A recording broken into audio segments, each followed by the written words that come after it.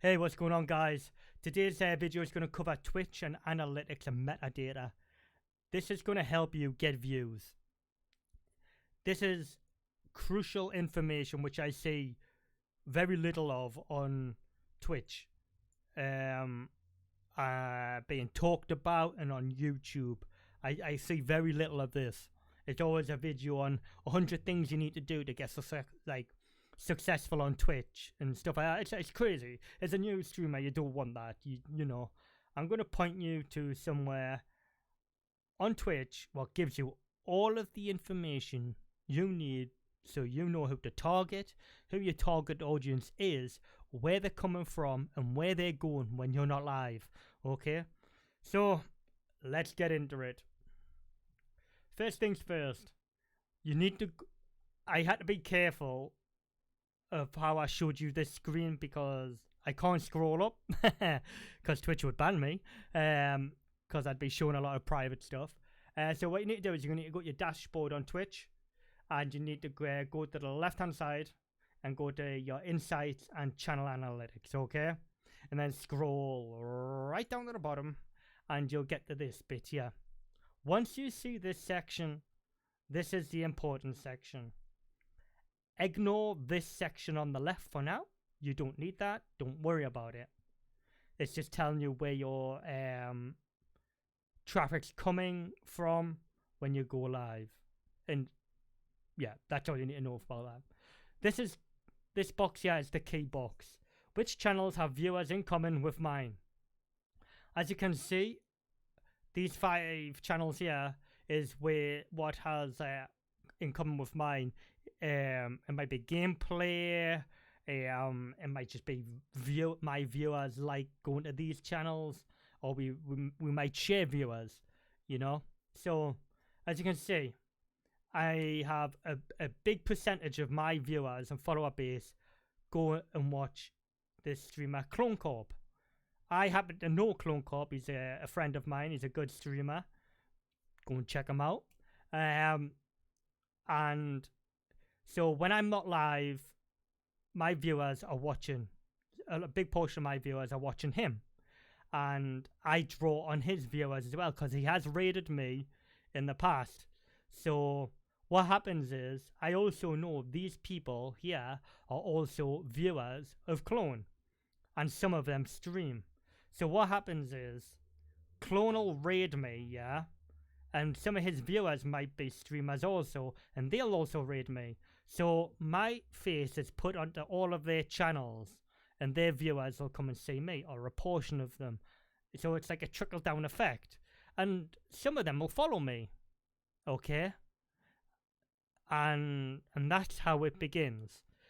Now, if you don't know any of them channels which is on that list, what you should do is, when you're not streaming, go and visit them channels. Build a relationship with them and find out what kind of streamers and broadcasters they are, okay? Because you've got something in common with them which are drawing them to your channel when you're not live, okay? So you want to find that out what that is. So you're kind of doing a little bit of espionage if you want to look at it like that. Because you want to find out and tap into whatever it is they've got. Because you're benefiting from it as well because you're drawn on that. So, you know, go to the channels, find out what they're like. You know, make friends with the streamer. Interact with the chat, you know, but don't go there and go, oh, I'm a streamer too and I want to leech your viewers. Don't do that. That is the dick way to do things, you know.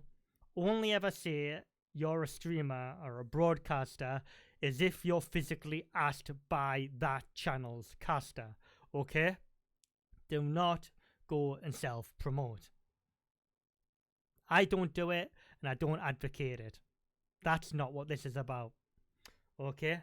So it's a filter down effect, and you need to tap into these revenue streams, yeah, of viewers, because you need to see what they're offering because you've obviously got it in common. So the next category is, what category do my viewers like to watch? Now, this is a super interesting one because this can change your channel fundamentally, okay? And guide you in different ways which you didn't even think of. So in my case, I'm a variety streamer. I stream pretty much Battlefield 5, which is an FPS, and survival titles on the PC. So none of the top 4 here I have in common with at all. I don't. So Just Chatting is top at 38% of my viewers and followers love Just Chatting. And I don't do Just Chatting. So I could be missing out on a lot of viewers if I'm just streaming a survival game. They might not want to watch that. They might want to, there might be Battlefield fans and Just Chatting fans, but they might not like the survival. You see where I'm going here?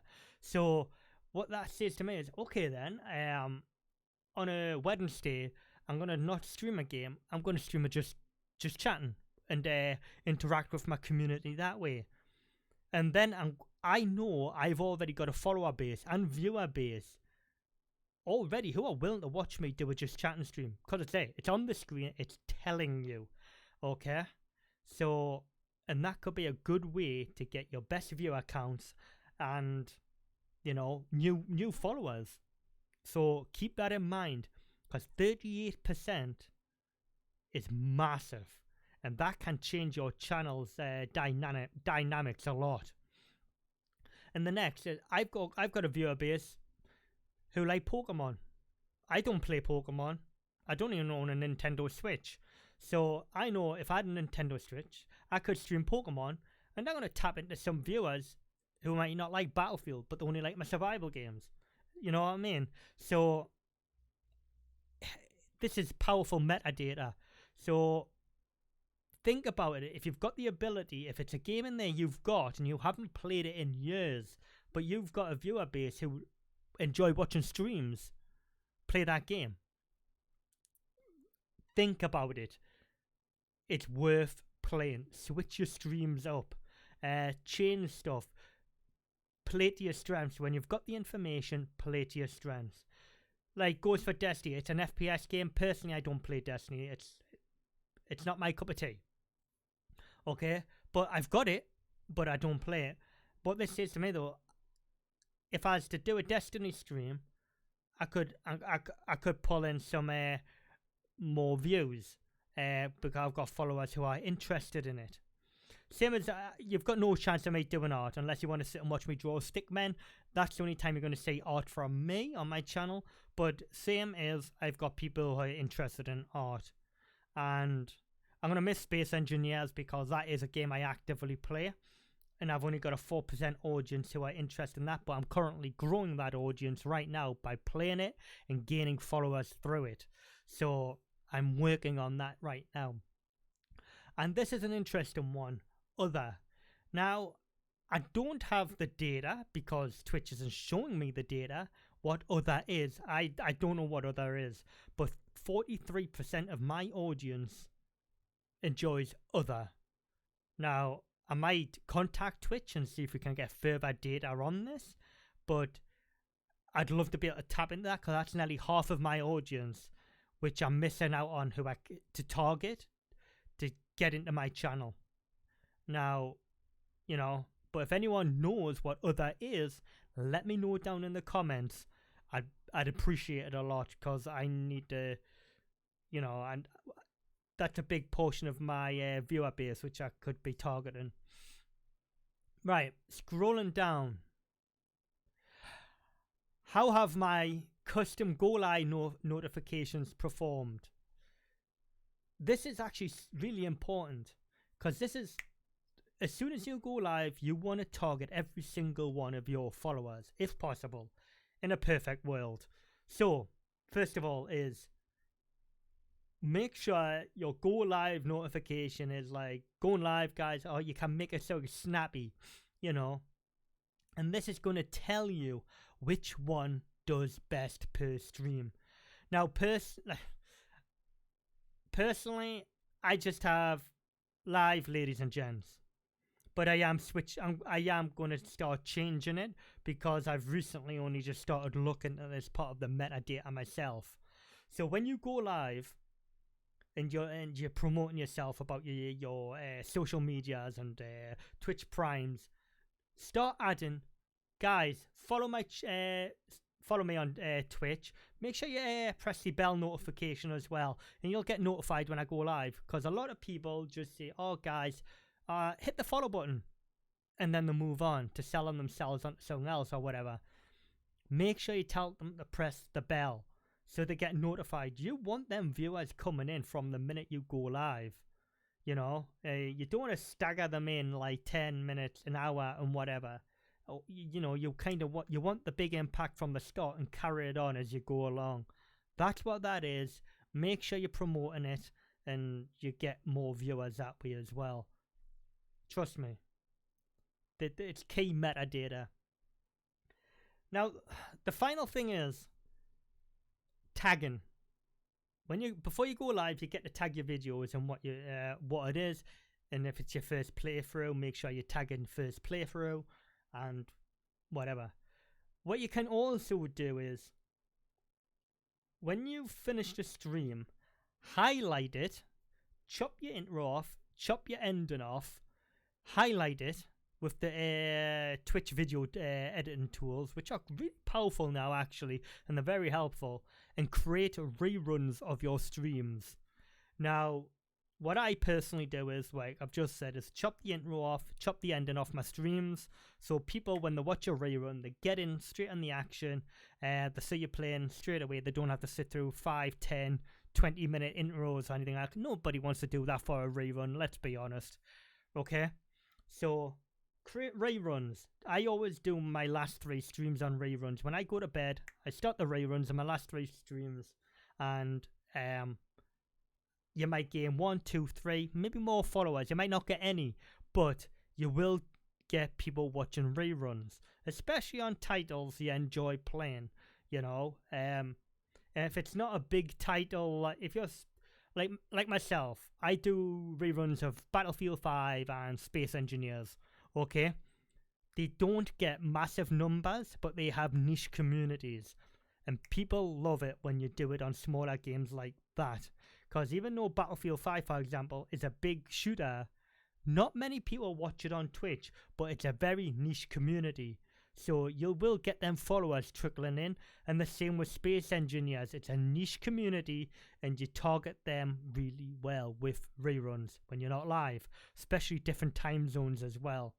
So, and what you do with reruns, you can tag them exactly the same as you can tag your live streams. So, and people will search them. Believe it or not, people will say, "Oh, people don't even use that feature." Trust me. Not many people might use that feature, but people do use it. And if you can get a follow out of it and the new potential viewer, use it.